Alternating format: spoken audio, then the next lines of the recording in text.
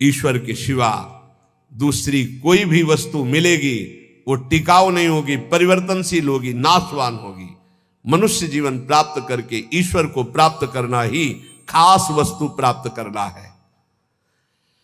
बाहर से निर्धन देखने वाला उस नाम जापक को नहीं जानता कि कितना बड़ा धनी सर्वलोक महेश्वर भगवान को अपने अधीन किए रहता है, जो निरंतर नाम जप करते हुए बाहर से निर्धन रहता है। तुम बाहर से निर्धन दिखते हुए अंदर से महान धनी हो यदि नाम जप करते हो, और ये बाहर से जो धनी दिखाते हैं अंदर से खोखले हैं, इनके पास अहंकार गर्व के सिवा कोई सच्चिदानंद बात नहीं है।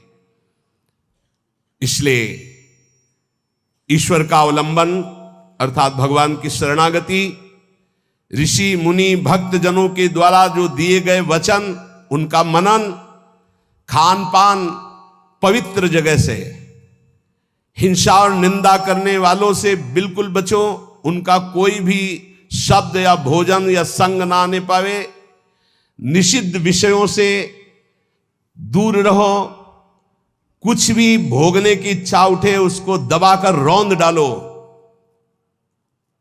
ये तब भगवत प्राप्ति की योग्य बनता है। जो महात्मा आचार विचार परायण होकर धर्म में चले हैं उन्हीं के अनुसार चलो। सत्कार्यों में स्थिति प्राप्त करने के लिए उन महात्माओं का अनुसरण अत्यंत आवश्यक है। इस जगत में प्रभु के समान कोई सच्चा सहायक नहीं है। मूर्तिमान प्रभु के सहायक स्वरूप ये महापुरुष जन है, इन्हीं का आश्रय ले लो, इन्हीं के पीछे चलो तो सतमार्ग का दर्शन हो जाएगा। सतमार्ग पर चलाने के लिए ही पहली पीढ़ी जो हमारे गुरुजनों की है उसका अनुसरण करना है। महाजनों गतेन सपंथा, संसार केवल फंसाने वाला है, महापुरुष ही केवल मुक्त करने वाले हैं।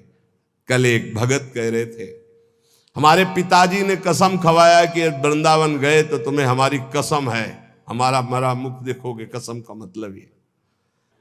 बोले आपको गाली देते हैं। हम कहा धन्यवाद, कम से कम गाली दे रहे, साफ तो नहीं दिया।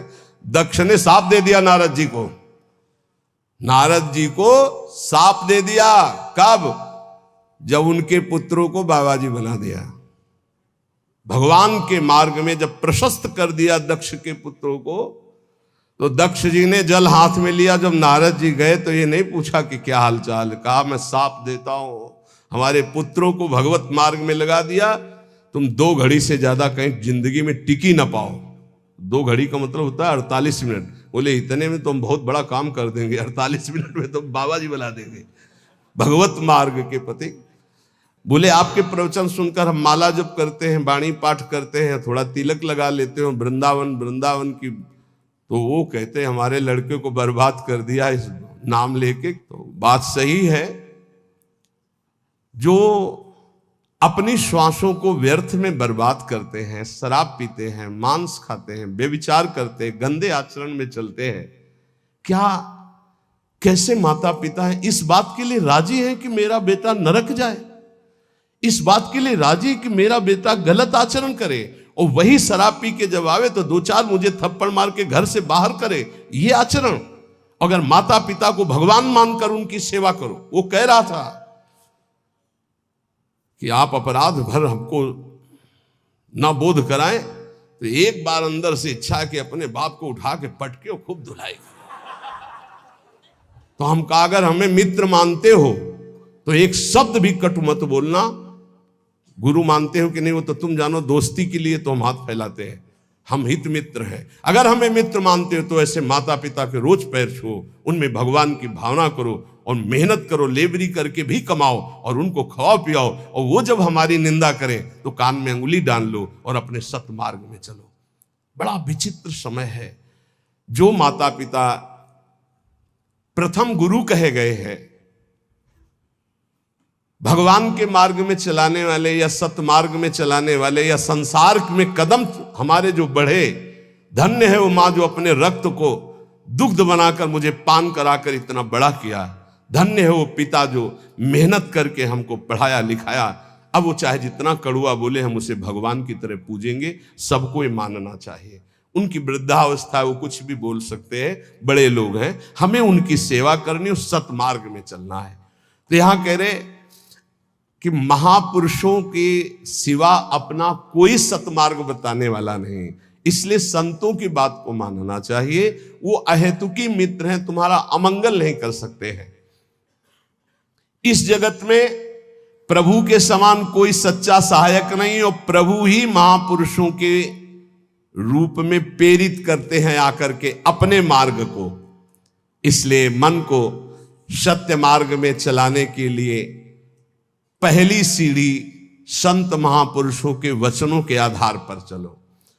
आज हम सबके ऋणी हैं, सच्ची हृदय से ऋणी हैं, धन्यवाद देते हैं कि आज इस कलयुग के प्रचंड तांडव काल में आप संतों की बात मान रहे हैं। इसलिए हम आपके चरणों में प्रणाम करते हैं, क्योंकि इसमें आपका मंगल है।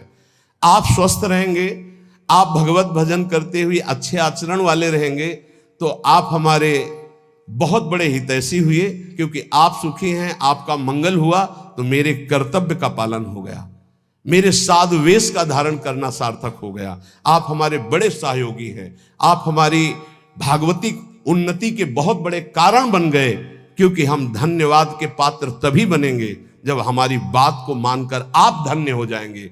हमारा कल्याण हो गया, हमारा मोक्ष हो गया तो बहुत छोटी बात है। अगर हमारी बात से आपका कल्याण न हुआ तो हमारी बात की बात क्या रहेगी? तो हमारी बात को सार्थक और समर्थ बनाना आपका कर्तव्य है। यदि आपने अपने कर्तव्य का पालन किया तो मेरे कर्तव्य का अपने आप पालन हो जाएगा कि मेरा साधु वेश धारण करना, मेरा जीवन धारण करना, मेरा भजन करना, मेरा सतमार्ग में चलना सार्थक हो गया। हमारे देश के यदि 2-4 हजार लोग भी कुमार्गगामी प्रवृत्तियों को छोड़कर भगवत मार्ग में चल रहे तो हृदय से आशीर्वाद देता हूं।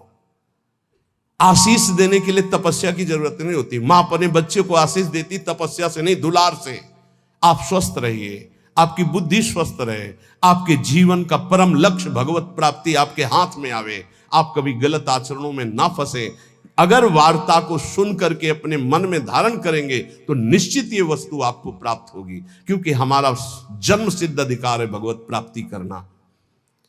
जो संतों में पूर्ण श्रद्धा रखते हैं, अध्यात्म विषय में चलना चाहते हैं, उनको परमात्मा साक्षात्कार निश्चित हो जाता है। जो संतों में पूर्ण विश्वास करते कि ये जो कह रहे हैं सत्य है।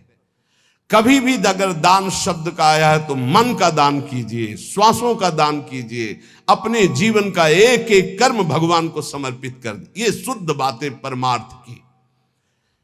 अगर कभी दान पुण्य की बात चली तो पहले कह दिया है कि शास्त्र में लिखा है इसलिए पढ़ रहा हूं, हमारी आस्था इस पर नहीं है। हमारी आस्था का विषय हर श्वास भगवान नाम स्मरण हो, यही जीवन का परम लाभ। भगवान श्री कृष्ण चंद्र जी कृपा करके वर्णन करते हैं कि जब साधना अवस्था से सिद्धावस्था में उपासक पहुंचता है तो उसकी स्थिति क्या होती है? बोले यदृच्छालाभ संतुष्टो द्वंद्वातीतो विमत्सरः समासिद्धावसिद्धौ च कृत्वापि न निबध्यते।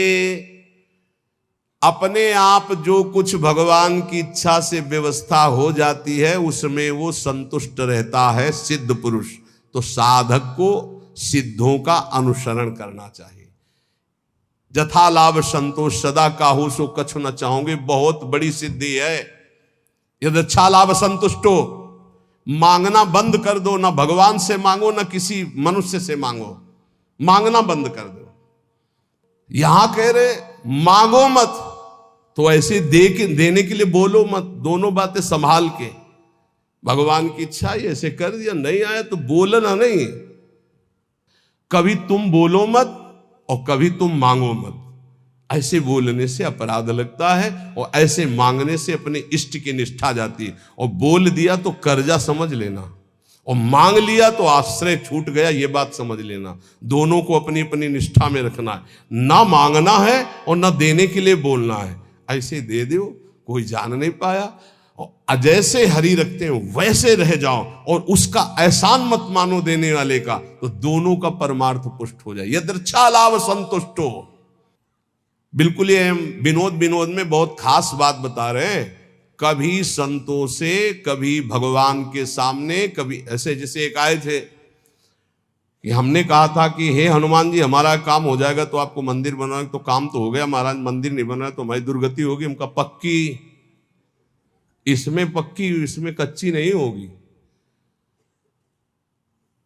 देखो भगवान के सामने संकल्प मत करो। अगर आपको कोई मांग रखनी, देखो सत्संग सुलझाव का है, सत्संग मतलब सुलझना। हमारे बाप हो, हे प्रभु मुझे ये चाहिए, जैसे अपनी मम्मा और पप्पा से मांगते तो कैसे मांगते हैं, हमें चाहिए। उनको हम ये थोड़ी कहते हैं कि हमको ये दे तो तुम्हें हम ये ले आएंगे, तुम्हें वो ले आएंगे, तुम्हें ऐसा प्रलोभन देते हैं क्या?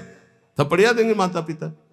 हमारा बच्चा हमको प्रलोभन देता है, जाल में फंसाना चाहता है। ऐसे थपड़िया जाओगे अगर प्रभु को और अगर बड़े दाता बनते हो कि मंदिर बनवा देंगे तो भी काम हो गया, बनवाओ मंदिर।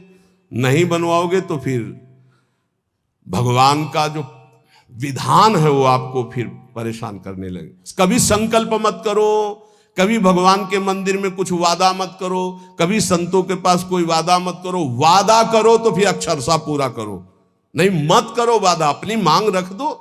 संत हैं पिता के समान हैं, प्रभु हैं परम पिता के समान हैं, हनुमान जी हैं हमारे गुरु भाई हैं, हमारे मित्र हैं, हमारे इष्ट के प्रेमी हैं। अम्मा तो अम्मा है जगदम्बा, उनसे क्या कहें, उनसे मांग लो। उनसे क्या कहें कि आपको चुनरी उड़ा देंगे, वो चुनरी की कमी है। अरे जिनके दूल्हा भगवान शंकर उनकी चुनरी कमी, विश्वात्मा भगवान। अम्मा हो आप हमें दे दो, हमारे मन में लालसा जगी। अब बेटे हो तो कुछ तुम्हें आवश्यक है तो आप भाव अपने अर्पित कर सकते हो मां के समान, लेकिन मांगना और वादा करना ये दो बातें नहीं। आज सत्संग में बात बैठा लो, ना भगवान के सामने ना कभी संत के सामने कभी वादा मत करो कुछ देने का। तुम्हारे पास जो कुछ है वो गुरुदेव का इष्ट का है, क्या दोगे? अगर वादा करो तो उसे भूलो मत, निर्वाह करो। दूसरी बात, मांगो मत, वो सर्वज्ञ है, अपने आप पूरा करेंगे। यदृच्छा लाभ संतुष्टो, जैसे भगवान परिस्थिति दे रहे उसमें संतुष्ट रहो। द्वंद्वातीतो विमत्सरा, किसी भी द्वंद्व का तुम्हारे ऊपर कोई प्रभाव ना पड़े। जैसे मान है, अपमान है, अनुकूलता है, प्रतिकूल। कल एक अपने यहां तो बहुत बड़ी कृपा होती है, हर प्रकार के उदाहरण मिलते रहते। कल एक भगत जी ने कहा जब अनुकूलता रहती तो हमें पातिव्रत धर्म भी याद रहता है, सब याद रहता, जब प्रतिकूलता आती तो सब भूल जाते हैं। इसको कोई भक्ति कहते हैं? अनुकूलता में तो सब जय हो बोलते हैं, जब प्रतिकूलता में जय हो बोलो तब तो तुम्हारी भक्ति रही। द्वंद्वातीत तो अनुकूल प्रतिकूल, मान अपमान, लाभ हानि, दुख सुख में बराबर जिसका भाव रहता है वो सिद्ध महापुरुष होता है। साधक को बराबर भाव रखने की चेष्टा करनी चाहिए। विमत्सरा, किसी के प्रति ईर्ष्या मत रखो, ईर्ष्या बहुत हानिकारक है। ईर्ष्या में बहुत बड़े बड़ों का पतन होते देखा है। ईर्ष्या बहुत जल्दी नाश कर देती है, इसलिए ईर्ष्या दूसरे के प्रति होने का मतलब अपना नाश करना। समा सिद्धाव सिद्धो जो, साधन में चल रहे हो, लाभ मिले ना मिले, आपका साधन सच्चिदानंद में, निराश होने की जरूरत नहीं है। बहुत ध्यान से सुनना, नहीं तो ये आने लगता है कि हमारा इतना समय हो गया भजन करते, कोई लाभ तो हमारे को मिला नहीं। देखो गुरु कृपा से कभी तुम्हें लाभ नहीं दिखाई देगा, गुरु कृपा से। और जब लाभ दिखाई देने लगे तो जान लेना अकृपा आ गई है। क्यों? अहंकार के बिना लाभ का अनुभव नहीं होता। जब अहंकार आता है तब लगता मेरे में सद्गुण आ गया, और जब दैन्यता आती तो बड़े बड़े सिद्ध महापुरुषों को देखा, कभी उनको यह अनुभव नहीं होता मैं प्रेमी हूं, मैं भागवती हूं। जितने महापुरुषों की वाणी आप पढ़ के देख लीजिए, अहंकार रहित महापुरुष तो अपने को अधम, तुच्छ, नीच, मूढ़, कामी यही शब्द बोले हैं अपने लिए। जब अपने में आ जाए कि मैं निष्कामी, मैं महात्मा, मैं सिद्ध, मैं तो जान लेना अहंकार जागृत हो गया है। और ये भगवान की कृपा से नहीं होता है, अकृपा से होता है। इसलिए समा सिद्धाव सिद्ध हुआ, चाहे ऐसी स्थिति दिखाई दे कि हमारे में कुछ लाभ आ गया है, या चाहे दिखाई दे कुछ लाभ नहीं आ गया है, ना फूलो ना भूलो, सम रहो। समा सिद्धाव सिद्धौ च, दोनों में समान भाव रखो।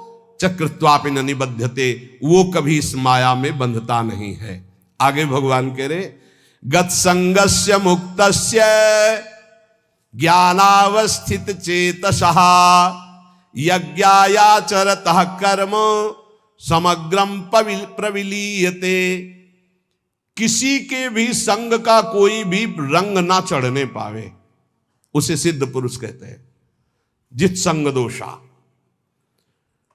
चाहे वो घोर पापी हो, नीच हो, व्यभिचारी हो, दुराचारी हो, नाना प्रकार की भोग सामग्री, बहिर्मुख पुरुषों का सब कोई फर्क नहीं, वो अपने रंग में है। जो रही मुत्तम प्रकृति का कर सकत कुसंग, चंदन विष व्यापत नहीं लपटे रहत भुजंग। क्यों? क्योंकि वो परमात्मा भाव में स्थित है। गत संगस्य मुक्तस्य है, वो मुक्त हो चुका है, इसलिए कोई भी संग उसके ऊपर प्रभावित नहीं। ये मुक्त महापुरुष की पहचान होती है। कोई भी संग उसके ऊपर प्रभाव नहीं डाल सकता। काम का, क्रोध का, लोभ का, मोह का, मद का, मत्सर का कैसा भी संयोग आ जाए उसके ऊपर कोई प्रभाव नहीं। स्वात्मा रामम विषय मृग तृष्णाम भ्रमयति। मुक्त पुरुष कभी विषय मृग तृष्णा में भ्रमित नहीं होता। कैसी भी क्रिया का संयोग बन जाए, कैसे भी पदार्थ का संयोग बन जाए, कैसी भी घटना आ जाए, कैसी भी परिस्थिति आ जाए, कैसी भी व्यक्ति के सामने उपस्थिति हो जाए, उसके ऊपर कोई फर्क नहीं पड़ता। गत संगस्य है। जो बांधने वाला है जन्म मृत्यु का बंधन है, वो देहाभिमान है, वो उसका नष्ट हो चुका है। इसलिए किसी भी तरह का कोई भी विकार उसके अंदर हावी होता ही नहीं है। इसी स्थिति को कर्माणि श्रुति बोधितान नितराम कुर्वंत कुर्वंत मां गूढ़ाश्चर्य रसास्रगादि विषयान गृह्णंत मुंचंत हुआ। वो भोग की सामग्री के बीच में भोग में दिखाई दे रहा है, लेकिन वो भोग में नहीं है। वो कर्म करते हुए भी कर्म से रहित है। वो देखते हुए भी देखता नहीं, सुनते हुए भी सुनता नहीं, बोलते हुए भी बोलता नहीं, खाते हुए भी नहीं खाता है, क्योंकि वो मुक्त महापुरुष है, देहाभिमान रहित है। लोक संग्रहार्थ उसके धर्म कार्य हो रहे हैं, लेकिन उनका कोई फल नहीं है। वो असंग है। क्यों? बोले मुक्तस्य है, वो मुक्त पुरुष है। तो साधक को इसका अनुसरण करना है। किसी का प्रभाव हमारे ऊपर तब नहीं पड़ेगा जब हर समय हमारे अंदर भगवत चिंतन चलेगा। राधा राधा राधा राधा, अब कोई फंसा नहीं सकता। नाम जितना धीमे होता चला जाएगा उतना गाढ़ चिंतन विषयों को होने लगेगा। नाम छूटेगा, क्रिया बन जाएगी। 1 सेकंड लगता है अपहरण करने में बुद्धि को। इन विकारों ने इतना अधिकार जमा रखा, 1 सेकंड में बुद्धि को अपहरण कर लेंगे, जो निर्णय ही नहीं कर पाएगी, नाम न छूटने पावे। असंगो अहम पुरुषः, मैं असंग हूं, ना कभी कोई मुझे बांधा था, ना कोई बांध सकता है। यह अनुभव हो जाता है सिद्ध महापुरुष को। किंतु असंग होते हुए उसने संग जिसने कर रखा है शरीर का, इंद्रियों का, मन का, बुद्धि का, अब उसके ऊपर प्रभाव पड़ेगा पदार्थ का, परिस्थिति का, व्यक्ति का, घटना का, सुख का, दुख का। और जिसने शरीर, इंद्रिया, मन, बुद्धि से अपने को असंग देख लिया, उसके ऊपर कोई प्रभाव नहीं पड़ेगा। उसे ही मुक्त पुरुष कहते हैं। कोई मेरी मनचाही करे या मेरे मन के विरुद्ध करे, कोई फर्क नहीं पड़ता। किसका? जो शरीर, इंद्रिय और मन से अलग हो चुका है। अलग क्या हो चुका है? वो तो अलग था ही। हां, अनुभव हो गया जिसको ऐसा। चाहे अकेला बैठा हो या हजारों के बीच में, शरीर स्वस्थ हो या रोगी, भोग बाहुल्यता हो या किंचन, मनचाही हो या मन के विरुद्ध, कोई फर्क नहीं पड़ता उसमें। गत संगस्य मुक्तस्य। क्यों? क्योंकि वो अपने स्वरूप में स्थित है। वो किसी क्रिया या शरीर या मन या बुद्धि या चित्त या अहंकार या इंद्रियां, कामना, ममता, कुछ नहीं उसके हृदय में। लेकिन साधक के हृदय में सब होता है। साधक के हृदय में सब होता है, पर होते हुए भी वो नाम जप के द्वारा, प्रवीण हुई बुद्धि के द्वारा अपने को बचा लेता है। मुक्त पुरुष की पहचान है कि वो विविध प्रकार के भोगों के बीच में रहते हुए भी किंचन मात्र विक्षिप्त नहीं होगा। किसी भोग का उसके ऊपर कोई प्रभाव नहीं पड़ेगा। ज्ञानावस्थित चेतसा, क्योंकि वो ज्ञानावस्थित हो गया है, वो अपने चेतन स्वरूप, आत्म स्वरूप में स्थित हो चुका है, भगवत स्वरूप को प्राप्त हो चुका है। और साधक का कार्य है इस जड़ शरीर से अपना संबंध अलग मानकर भगवत स्वरूप में स्थित होना। यज्ञायाचरतः कर्म समग्रम प्रविलीयते, उसके जितने कर्म है सब अकर्म होते रहते हैं, कोई फल देने वाले नहीं होते। जितने भी कर्म है, क्यों? वो कर्ता भाव से रहित, अहंकार रहित, स्वाभाविक हो रहा है, यंत्रवत हो रहा है। साधक ऐसा नहीं होता है, वो कर्ता होता है। अब उसको क्या करना है कि वो ना फंसे, हर कर्म भगवान को अर्पित करना है।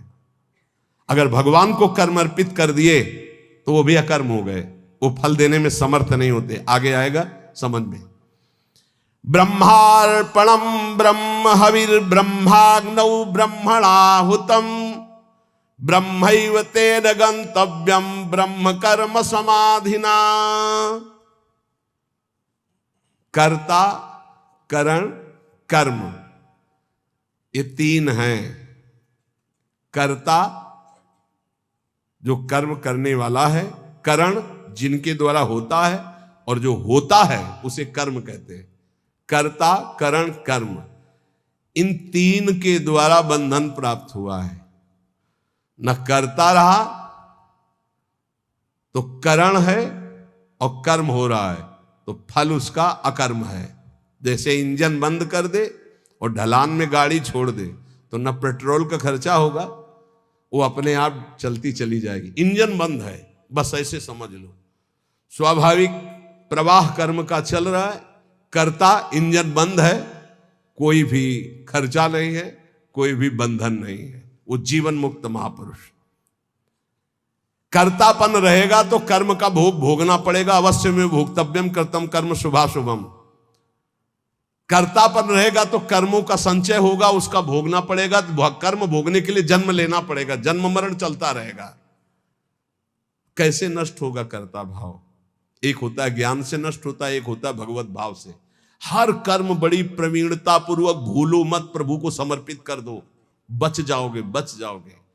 नाम जप करो, जो भी कार्य करो, सुबह जगने से लेकर शयन तक पूरे समय को भगवान को अर्पित कर दो। ये भागवत धर्म में बचा लेगा आपको, मान लो। जो त्रुटियां होगी वो भस्म हो जाएंगी कर्म समर्पण से। इसमें सब ब्रह्ममय हो जाएगा। अर्पण, जिससे अर्पण किया जा रहा है वो भी ब्रह्म, ब्रह्मार्पणम, और जिसमें अर्पण किया जा रहा है वो भी ब्रह्म, और जो अर्पण किया जा रहा है वो भी ब्रह्म।